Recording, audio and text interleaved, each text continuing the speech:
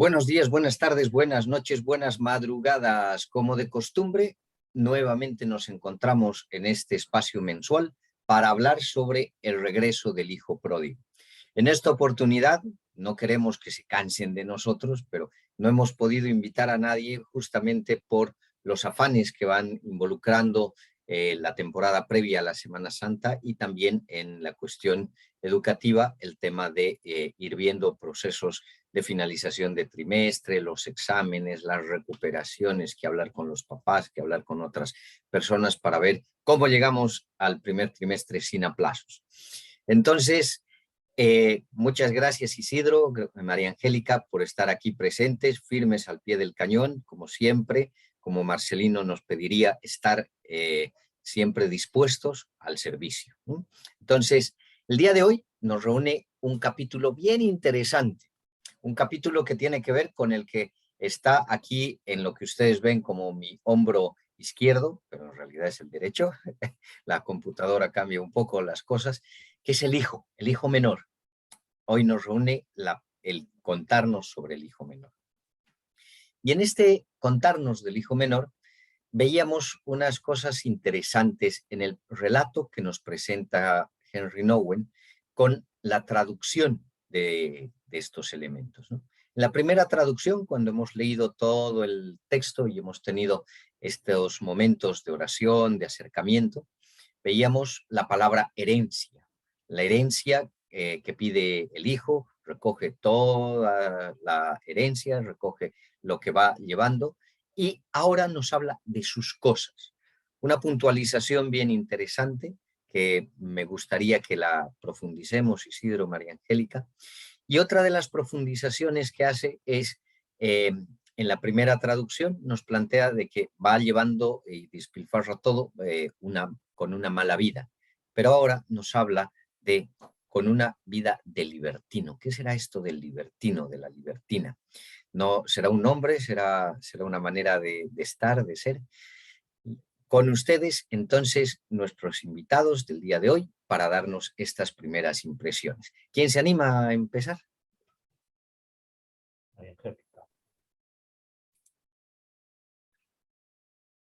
María Angélica, dice Isidro, y María Angélica le tira la pelota a Isidro. Vamos, María Angélica, dale con mucho entusiasmo. Bueno, nos hacías referencia a la traducción que tenemos, ¿no? En el texto.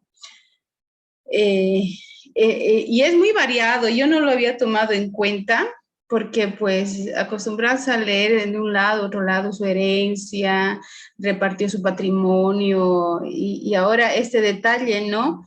El hijo agarró sus cosas.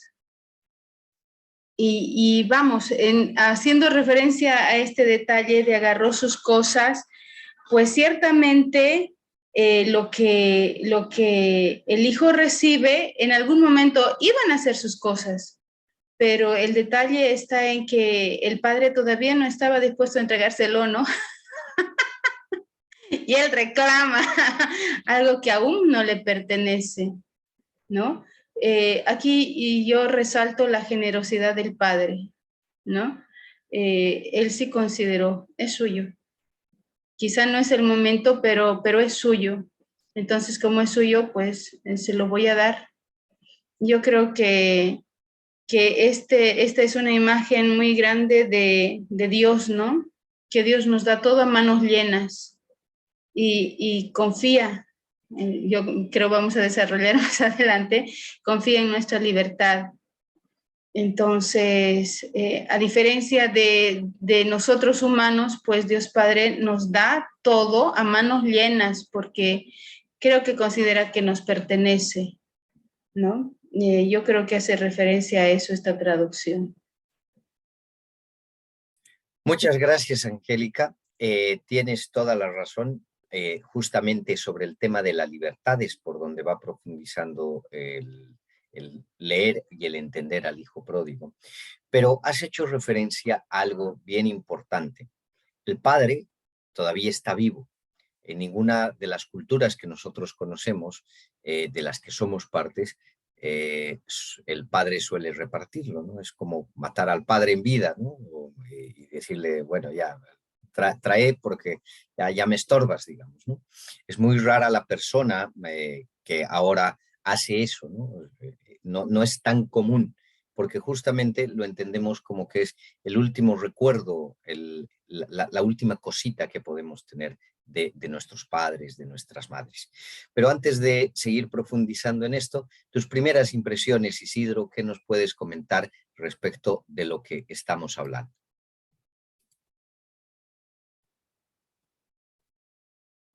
Yo te digo, Rodrigo, que en realidad he leído este capítulo de una forma vivencial.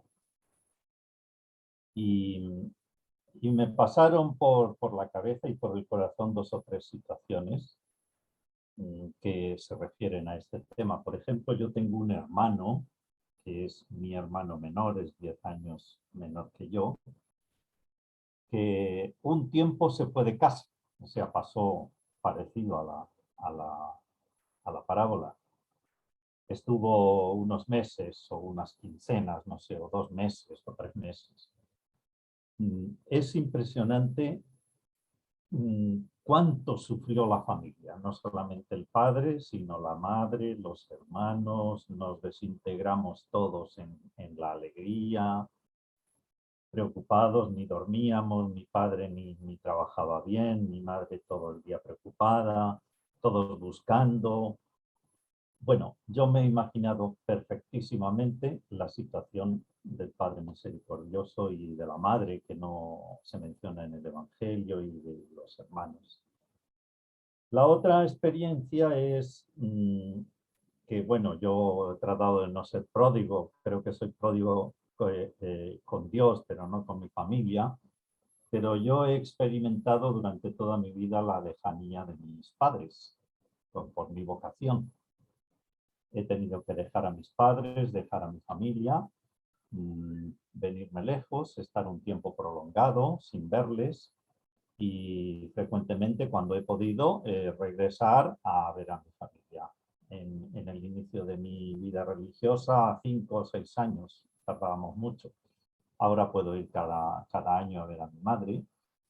Y bueno, he vivido en carne propia las tristezas de los padres cuando el hijo se aleja y las alegrías de todos cuando el hijo llega. Y esto es fácil comprender el Evangelio porque seguramente a todos, a todas las familias que están escuchando nos ha ocurrido lo mismo. Entonces, con esas vivencias, pues a mí me es muy fácil interpretar este texto. Por de pronto el hijo, ahí el texto dice que el hijo cuando se fue dejó de oír esas voces familiares, dejó de ver los lugares familiares, dejó de escuchar la palabra hijo de sus papás y de su padre, y eso es muy, muy importante. Y otra palabra que a mí me ha llegado mucho es cómo se sintió el hijo cuando vio que todo lo había perdido. Me acordé del paralítico que estaba ahí en Jerusalén al lado de una fuente, 38 años enfermo, dice el Evangelio, y cuando llegó Jesús a decirle si quería sanar, el paralítico le dijo, no tengo a nadie que me ayude. Yo creo que eso decía el hijo, no tengo a nadie, no tengo nada ni tengo a nadie. Y por eso se refiere un poco a nuestras soledades también, a las soledades que vamos viviendo todos. A veces no tenemos a nadie y por eso volvemos al Padre. Bueno, más o menos por ahí. Mi participación hoy es un poco vivencial y un poco valórica. Es decir, creo que en el Hijo nos reflejamos todos, en esas soledades, en esos malgastares de las actitudes y las riquezas que tenemos del Padre, y creo que nuestra vida está reflejada en todo este relato. Muchas gracias, Isidro, por el pie que nos has dado, porque justamente es entrar a la segunda parte, lo que estábamos viendo, lo del libertino, y lo de la vida, justamente lo de la vida. Como bien dices, probablemente todos tenemos algunos momentos en los que nos vamos de casa y tal vez no es necesario el alejamiento físico, sino simplemente el alejamiento emocional. Podemos estar bajo el mismo techo, pero podemos estar separados a kilómetros de distancia los unos de los otros. Y esto se va dando posiblemente también desde nuestro actuar que tiene una libertad, pero que también puede caer en el libertinaje, ¿no? En esto, la traducción de este fragmento que nos plantea Henry para observar al hijo menor, justamente pone eso, ¿no? Vivió como libertino, no haciéndose responsable de la consecuencia de sus actos, no haciéndose responsable de todo aquello que nos hace como seres humanos. Pero dentro de estas dos miradas que ustedes nos van planteando, un eje común, una mirada muy certera, justamente empieza con el salir, el irse de. ¿Qué creen que es un detonante dentro de la humanidad, de nuestra vida, de las cosas que vamos haciendo ahora actualmente, para que tengamos esta salida de nuestro hogar, de nuestro entorno, de nuestro centro? Porque también dejamos de estar con el centro en Dios y por eso salimos de. ¿Cuál creen que es esta mirada? ¿Cuál creen que son estas situaciones que nos van sacando de nuestros centros y nuestros hogares?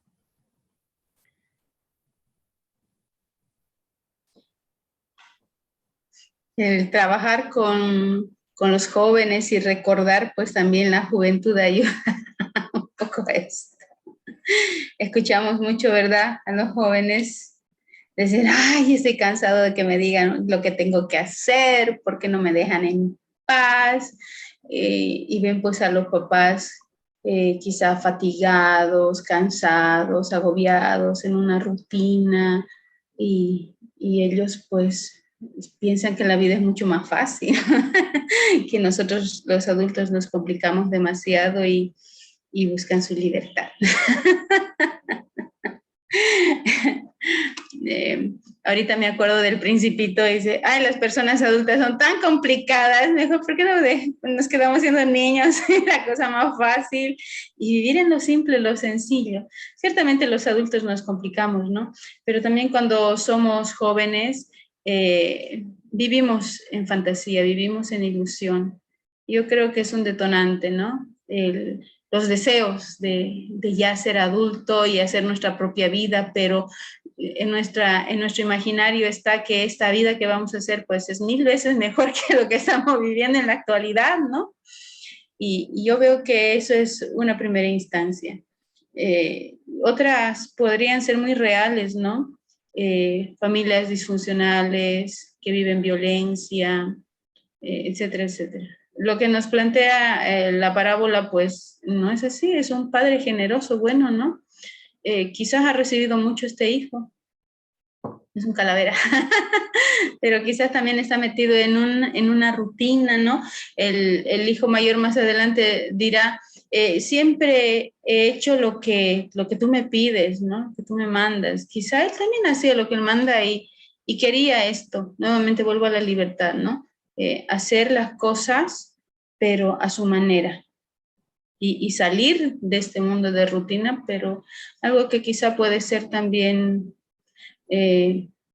algo, no digo justo. ¿Cuál es la palabra? Puede tener su parte de razón, ¿no? Pero desde la juventud, desde lo que nace, o como veía la otra situación que a veces es difícil en las familias, ¿no? Hay situaciones que te invitan, que te llevan a salir de ellas. Por ejemplo, yo fui la primera en salir de casa. Soy la única mujer, soy la hija del medio, pero pues yo ya no quería estar en casa por motivos justos para mí en ese momento. Y hasta ahora siento que tuve razón. Desde luego mi vida no fue salir a libertinaje y derrochar todo, ¿no? Pero pues lo mío fue salir y buscar mi libertad en serio. Sí. Muchas gracias, Angélica, por lo que nos estás contando. Lo bonito de estos espacios, señores y señoras que nos siguen, es justamente lo vivencial de este proceso. Entonces, hay una variación entre entender la libertad bien llevada desde motivos que se consideran no solo justos, sino que nos van haciendo más humanos y por hacernos más humanos nos van acercando más a este Dios de amor, aunque esto no niega que nos pegamos un trastazo por ahí o unos buenos palos, pero también hay esta otra dimensión de el salir por el salir, lo que bien decía María Angélica, en la juventud uno no piensa, uno cree que tiene toda la razón, que la vida está por delante, que nunca le va a faltar nada, pero no está sopesando lo que ya cuando uno está un poco más maduro es la necesidad de tener un sostén, de tener alguien con quien conversar, de tener alguien con quien desarrollar, por más que no sea constante, no se vuelva a lo del hogar inicial cuando somos niños, sino más bien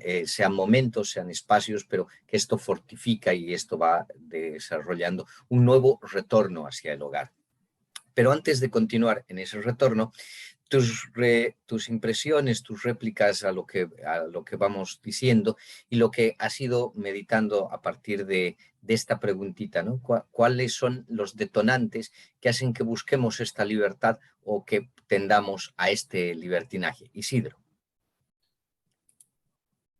Bueno, seguramente cada uno tiene su respuesta, ¿no? Yo veo una o dos que a mí me parecen importantes. Una es creernos autosuficientes o autorreferenciales. En el fondo es creernos padres en vez de hijos, ¿eh? En nuestra experiencia es creernos como Dios, casi. Y cuando nos sentimos así, pues creemos que podemos ser independientes, que lo podemos todo, que podemos ser autónomos, que nos va a ir bien, que el mundo que puedo dominar el mundo, que lo sé todo, que no necesito, y en el fondo estamos negando lo propio y lo más fundamental de nuestra condición humana, que es la fragilidad, que es la debilidad. Dios nos ha creado así, nos ha creado frágiles, por algo será. Entonces me parece que una de las causas de estos alejamientos son creernos que podemos por nosotros mismos, pero somos humanos y no podemos. Y la otra, yo creo que nos ocurre a todos, que son, también lo decía María Angélica, el tema de las rutinas. Pueden ser también desolaciones, sentir tristezas internas, sentir que tengo que tener alguna novedad en la vida y ahí me puedo alejar.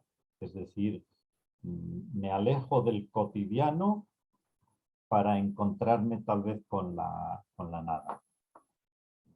Y en el fondo es con el desaprovechar, despilfarrar los dones que tengo, los dones que Dios me da, para quedarme sin nada. Entonces yo diría, mucho cuidadito con nuestras tristezas, a veces rutinas, a veces desolaciones, porque sin darnos cuenta nos llevan a sentirnos solos en la vida. Y justamente debería ser lo contrario, es decir, en nuestras soledades grandes, acudir más al Padre, tener confianza en el Padre. Y lo que decía antes, en nuestros deseos de ser autorreferenciales, bueno, pues abrir los ojos un poquito, fijarnos en el Padre, en la familia y sentir que aquí en la familia lo tengo todo. No tenemos por qué creernos tanto porque somos frágiles. Eso me parece a mí. Excelente. Y justamente, Isidro, has tocado el tema por el que nos vamos a volver a meter ya en el documento de Henry. Él mismo plantea que en el itinerario que un hijo va haciendo justamente es convertirse en el padre. Él mismo va hablando desde el principio que hay personas que le van recordando que su misión no es quedarse en buscar ser el hijo, buscar el hijo menor, el hijo mayor, sino en ser padre y en convertirse en padre. Pero en este convertirse en padre, la idea parece ser, o está muy dada, por el hecho de que lo primero es un retorno hacia el hogar, pero también el ir caminando junto con el Padre para volvernos padres. Entonces, en esta caminada, en esta mirada, en este espacio, ¿cuáles consideran que con este tiempo de pandemia que hemos ido teniendo, con estas situaciones críticas en las que vamos leyendo noticias cada vez más desastrosas respecto a los feminicidios, a la forma organizacional de la sociedad, tendría que ser nuestro retornar al hogar, tendría que ser nuestro volver a pedirle al Padre que nos vuelva a acoger, porque nosotros mismos hemos sido los que, como bien decía Isidro, hemos decidido derrochar hasta la dignidad, aunque no la perdemos, pero acabamos diciendo, hasta mi dignidad la entrego, ¿no? En tono de chiste. Entonces, ¿cuáles serían estos elementos que nos pueden ir retornando hacia esta casa, a tener esta experiencia? Ya bien decías, Isidro, de que hay que tener mucho cuidado con las soledades, con las tristezas, pero tal vez dentro de esto también hay unas señales que nos ayudan a retornar al hogar y volver a todo este proceso. Entonces, esta vez vamos a cambiar el orden, porque si no se vuelve así monótono, entramos a la rutina, ¿no? Entonces, Isidro, empezamos contigo y luego María Angélica. Bueno, pues en referencia a esto, me gustó mucho a mí cómo describe el autor el pensamiento que iba teniendo el hijo cuando regresaba al padre. Y en el fondo, ya doy la respuesta, creo que son las imágenes de Dios que tenemos, o las imágenes del Padre. El hijo ya iba pensando, ¿me recibirá mi padre? ¿Me aceptará como su empleado? No sé, ¿me acogerá? Y entonces yo creo que aquí lo que salvó al hijo, que en el fondo yo creo que tenía una buena imagen de su padre. Porque en el Evangelio dice, volveré a mi padre, volveré a mi padre. O sea, en el fondo había malgastado todo, el honor, la salud, el dinero, la dignidad, todo. Pero tenía una buena imagen de su padre y eso le salvó. Entonces yo creo que aquí una de las razones que tenemos para volver es la confianza en el Padre y unas buenas imágenes. Nuestro Padre no es castigador como no fue en el Evangelio, no es todopoderoso, no, nuestro Padre es amoroso, es acogedor, es abrazador, dice el Evangelio, que su Padre se emocionó y lo abrazó, corrió y lo cubrió de besos. Pues yo creo que es así. Entonces, la razón principal es tener una buena imagen de Dios. Dios me va a recibir, no tengo por qué hacerme preguntas y animarme con confianza a llegar al Padre. Excelente, excelente el aporte que nos das, porque justamente a veces nos centramos en estas imágenes dañinas de Dios, ¿no? El Dios que nos va a castigar, el Dios que, bueno, has sido un pecador, entonces tienes que sufrir tanto para que te redimas, digamos, ¿no? Y tú llegues a esta cosa. Pero la imagen, el cuadro, nos va presentando lo que decías, ¿no? Es un callar, es entender, es aceptar, es abrazar y sobre todo es amar. No obstante, también posiblemente, más allá de las imágenes, más allá de las maneras en las que entendemos a Dios o las que vivimos de Dios, pueden haber otros elementos que van tergiversando estas nuestras percepciones o estas nuestras miradas de Dios. Angélica, ¿cuál es tu percepción? ¿Cuál es tu idea? A mí me gusta mucho cuando el autor dice, volver a la casa del Padre es volver a ser, ¿no? Volver a mi centro. Y pues el volver a la casa del Padre, al Padre, no es un lugar físico. Yo cuando leía esta parte pensaba mucho en mi realidad y quizás en la realidad de muchas personas, donde el hogar, la casa donde vive la familia, mejor dicho, la casa donde vive la familia no es un hogar, ¿no? En esta época de pandemia, ¿cuántas personas han sufrido en estas cuatro paredes, ¿no? No han estado en casa, no han estado en el hogar, no se han sentido amados, no se han sentido comprendidos, más bien han vivido una gran soledad. Pensaba mucho en esto cuando también leía, ¿no? Viendo nuestra realidad. Y cuando Henry Nouwen dice, es volver a mi centro, recuperar quién soy, una persona digna, una persona amada, entonces volver al hogar, volver al Padre es encontrarnos con lo que cada uno de nosotros somos, con lo que nos hace ser personas, ¿no? El derecho a amar y ser amados. Y esto lo tenemos que buscar. No será quizá con los miembros de nuestra familia, muchas veces, ¿no? Pero es a lo que Dios nos llama, a encontrarnos con este ser que merece ser amado, con nosotros que merecemos ser amados, y también que nazca, que brote de nosotros el amor, ¿no? Lo que decía en el bautizo, de Jesús, en la...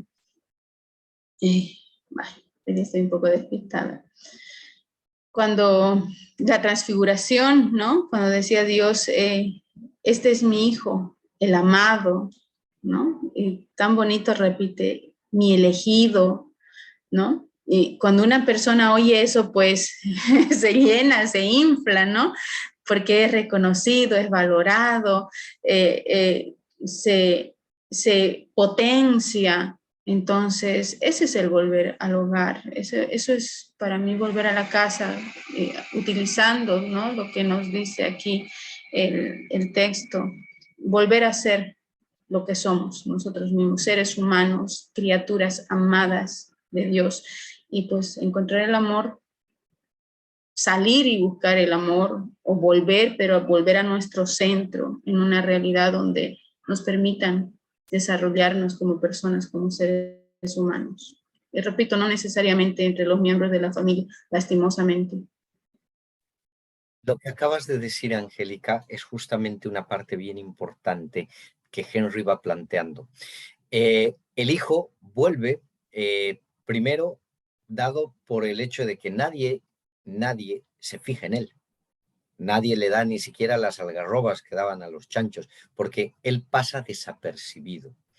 Y ahí tú has ido hablando ciertamente de estas relaciones, de estas maneras, pero parece que también tiene mucha importancia, relevancia y, digamos, la veracidad dentro de esto, el que encontremos nuestro centro, el que encontremos nuestro retorno hacia el hogar, a partir de las percepciones que tienen los demás, a partir de el que justamente nos vayamos sintiendo visibilizados. ¿Y quién nos visibiliza? Al final es justamente el Dios de Jesús, el Dios del amor. Bien decías, tal vez hay momentos en los que la realidad no da para que en el hogar o en algún otro espacio hayan estos reconocimientos, hayan estas miradas. Pero cuando encontramos que el centro, la experiencia fundante es Dios, la experiencia fundante es este amor de Dios, pareciera que lo que dices no solo es que nos hinchamos, sino que nos volvemos a sentir reconocidos y nos vamos reconociendo. Y por eso Henry, llegando hacia el final del capítulo, habla del verdadero hijo pródigo. ¿Quién será este verdadero hijo pródigo? Cuéntenme y cuéntenos a los que nos siguen, a los que nos van escuchando o a los que nos están viendo, ¿quién es este verdadero hijo pródigo? ¿Quién es este del que tanto hablamos y que muchas veces, a veces, todavía parece tan lejano? Quien quiere empezar esta vez, le da. No hay orden de presentación. Pues el verdadero hijo es Jesús, con el Padre, el Abba, el papá querido. Yo creo que eso Jesús lo experimentó durante toda su vida, porque yo he leído varios libritos de José, ¿ya? Y es impresionante cómo María y José, José como padre, María como madre, enseñaron a Jesús esta filiación, esto ser hijos, ser hijo de Dios, ¿no? Y también en el Evangelio, en el Jordán, este es mi hijo amado, sintió escuchar Jesús. En el Tabor lo mismo, este es mi hijo amado, escúchenlo. Entonces la verdadera experiencia del hijo es Jesús. Y yo creo que nos va a servir seguramente este Domingo de Ramos, esta Semana Santa, esta Pascua, para experimentar lo mismo que experimentó Jesús. A veces en el dolor, a veces en el sufrimiento y a veces también en el sentirse hijo. Eso es lo que experimentó Jesucristo, es decir, ser el verdadero hijo. Y muy probablemente por estas experiencias que sentía Jesús, nos contó esta parábola, porque él se sintió eternamente amado por Dios. Qué bonito lo que nos acabas de contar, porque en realidad entonces el hijo pródigo, el verdadero hijo pródigo, es aquel que está en constante retorno al hogar, intentando contrastarse con el padre para ver si realmente vamos en el camino, ¿no? Es esta verdadera hambre y sed de buscar la voluntad de Dios. Pero María Angélica, ¿tú cómo lo observas? ¿Cómo lo ves? Porque la mirada femenina siempre es distinta. Isidro ya nos contaba en un pequeño detallito de José y María, y sobre todo María, diría María y Marcelino. José. Eso, ¿no? María y José. Y por eso también Marcelino le pone tanto énfasis en que tengamos una relación tan fuerte con María. La visión femenina nos hace entender un retorno, una mirada, una experiencia muy distinta. ¿Cómo lo ves, Angélica? Me encantó recordar Jesús el hijo pródigo, ¿no? Quizás esta parte del libro la había olvidado. y yo dije, Jesús el hijo pródigo. ¿Cómo entendemos la palabra pródigo? Comúnmente desde el texto, desde la parábola, pues ha sido el hijo calavera, ¿no? El hijo derrochador, pero en el más sentido que no ha sabido cuidar, valorar lo que Dios, su padre le ha dado, ¿no? Pero cuando vemos a Jesús como hijo pródigo, entonces la palabra cobra un nuevo sentido, un nuevo significado. Si bien es derrochador, pero es un dador que no se cansa de dar generosamente. Y pues ese es Jesús, el que no se cansa de dar, el que da manos llenas. Y si me hablas desde el punto de vista femenino, y perdón por los que lo van a escuchar, Jesús es una teta. Es un pecho, es un seno materno, porque así es el pecho de las madres, ¿verdad? Cuando están amamantando a los hijos, cuanto más dan, más tienen. Y ese es Jesús, es un derrochador, es un pródigo en ese sentido, ¿no? Que si bien está con el Padre, pero él dice, me voy, y se encarna y viene a este mundo y lo único que hace es dar a manos llenas. Entonces, desde aquí, pues sí, Jesús es un hijo pródigo al 100%, porque todo lo que nos da es lo que ha visto, oído, todo lo que ha aprendido del Padre y nos viene a decir, miren lo que yo tengo, lo que yo vivo, vengan conmigo, volvamos a la casa del Padre, ¿no? A este Padre que más que Padre es Madre. Gracias por esta mirada, Angélica, porque justamente también Henry pone mucho énfasis en la cabeza del hijo sobre el pecho del padre. No es lo mismo, ciertamente, cuando vemos a un niñito pegado en el pecho de la madre, ¿no? Y a todos nos pasa, ¿no? Cuando estamos así con miedos, tristezas y demás, acudimos al sonido del corazón de la madre, ¿no? Esto nos tranquiliza, esto nos da paz. Y en esta mirada también nos quiere entender o nos quiere llevar a comprender que poner la cabecita en el pecho del padre va a ser el mismo efecto, es este mismo retorno, este mismo encuentro, esta misma mirada. Y aquí hay un detalle súper lindo que lo trata muy bien Henry, donde habla de la dignidad, muy bien referenciada en el cuadro con una pequeña espada, un pequeño cuchillo que carga el hijo pródigo. Les voy a invitar a que, por favor, vean bien el cuadrito, que vean ese detalle, porque lo único que no vende es eso, su dignidad, su reconocerse hijo. Lo que decía Isidro, al final, con tan buena imagen que tiene del Padre, reconoce que no puede negar eso, no puede negar lo que es en esencia, ¿no? Y por eso este retorno tan bonito que nos iba relatando Angélica, de este Jesús que nos dice, vuelvan, miren todo lo que se están perdiendo por brutitos, ¿no? Entonces, vean que aunque hemos perdido mucho, porque este es el asumir la humanidad de parte de nuestro Dios, podemos volver a tener todo esto, porque nuestro Padre nos lo quiere seguir dando. Muy bien, nuestro tiempo casi se ha cumplido. Como de costumbre nos quedan siempre cosas en el tintero, pero esperamos que a ustedes también les vaya ayudando, les vaya generando mucha reflexión, mucho análisis, mucho debatir con las personas, charlarlo con quienes tenemos ahí cerca.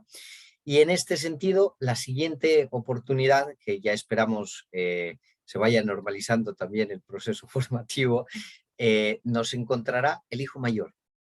Este otro personaje que pareciera que es el buenito del asunto, el buenito de la película, pero que también tiene su ser pródigo, ¿no? También tiene que retornar al hogar cuando el padre sale a llamarle para decirle, entra, hijo mío, ven, alégrate con nosotros, ¿no? Entonces, agradeciendo como de costumbre el esfuerzo que van haciendo, les invitaría a que dejen unas palabras finales, invitándonos a este segundo espacio con el hijo mayor y en especial también a profundizar en la lectura del hijo menor, en el irnos reconociendo en este itinerario hacia el Padre. Quien quiera culminar, si quieres Isidro, si quieres Angélica, o Isidro quiere empezar. Muy bien, y ahí la Angélica cierra con broche de oro. Bueno, es muy simple. Yo les animo a leerlo. A mí me ha encantado y lo he hecho vital. Pero sobre todo yo diría que el amor del Padre es eso, es vivencial. Entonces, una invitación a sentir y disfrutar el amor del Padre y dejarse llamar hijos por el Padre. Eso es una palabra muy valiosa y demasiado bella para cada uno de nosotros. Así que a eso les animo. Muchas gracias, Isidro. Angélica, tus palabras. Que seamos hijos pródigos como lo es Jesús. Cada vez que miro el cuadro me encanta este detalle, esta sensibilidad de Rembrandt que pinta, hace ratito hacía referencia, ¿no? La cabeza recostada en el pecho del Padre, pero es una cabeza más de un niño recién nacido. Y Jesús nos dice, nazcan de nuevo, de nuevo. También esa es una vuelta al Padre Madre, ¿no? Nacer de nuevo, inventarnos, reinventarnos cada vez, descubrir, potenciarnos, sacar cosas nuevas de nuestro corazón, de nuestro interior, porque allí está Él, ¿no? Volver a este encuentro hacia nosotros mismos, entonces hacia nosotras mismas, nacer de nuevo. Muchas gracias, gracias por motivarnos en este caminar y como ya les hemos spoileado mucho, les queremos no despoilear del todo para que ustedes también vayan teniendo su propia experiencia. Les animamos a que en los comentarios ahí del videíto también nos vayan diciendo sus percepciones, nos vayan contando un poco su caminar para que a partir de esto también podamos ir entablando un diálogo. Les prometemos que la siguiente sí tenemos invitados, sí tenemos invitada, de manera que así no se cansen solo de nosotros, sino también que vayamos sumando, que vayamos retornando entre todos a esta casa del Padre. Que la buena madre nos acompañe, que sea ella quien nos ayude a reclinar la cabeza en el pecho del Padre y que también hagamos mucho caso a lo que ella en las bodas de Caná dijo. Hagan lo que Él les diga. Hasta una siguiente oportunidad. Chao, chao.